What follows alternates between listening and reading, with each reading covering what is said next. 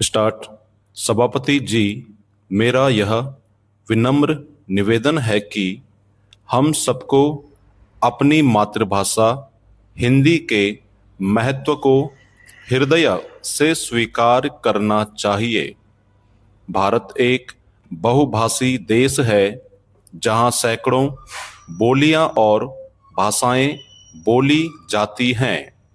प्रत्येक भाषा का अपना महत्व है, परंतु राष्ट्र के लिए एक साझा भाषा का होना अत्यावश्यक है।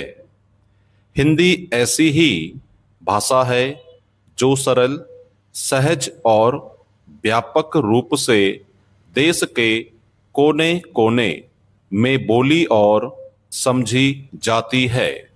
यदि हम वास्तव में राष्ट्रीय एकता को सशक्त बनाना चाहते हैं तो हिंदी का प्रयोग अनिवार्य रूप से बढ़ाना ही होगा।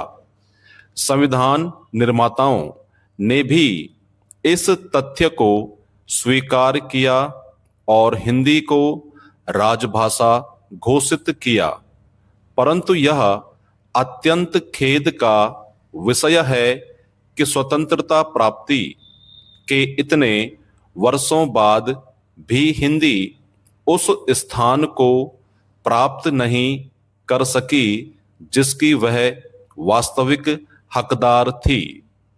इसका सबसे बड़ा कारण यह है कि हम स्वयं हिंदी के प्रयोग में पीछे हटते रहे हैं।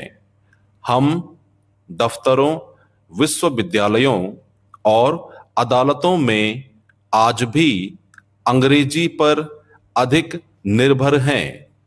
परिणाम स्वरूप सामान्य जन और शासन तंत्र के बीच एक गहरी खाई उत्पन्न हो गई है।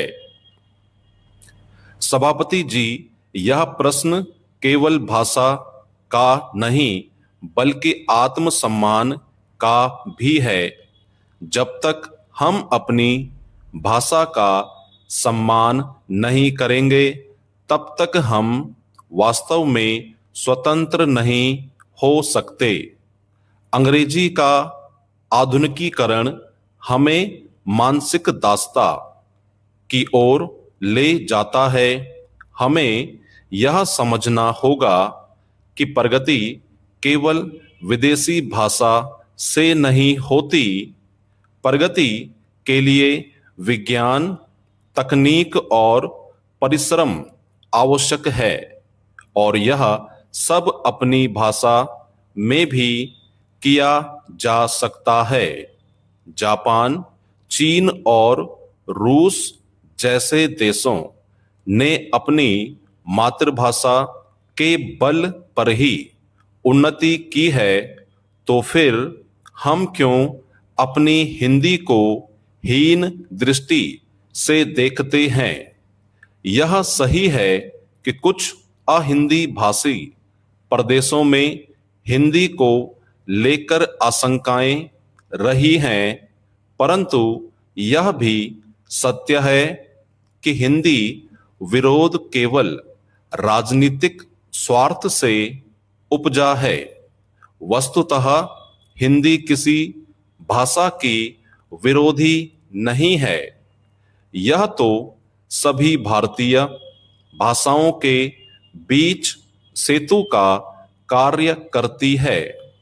यदि हिंदी को सही ढंग से अपनाया जाए तो यह पूरे देश को एक सूत्र में बांध सकती है।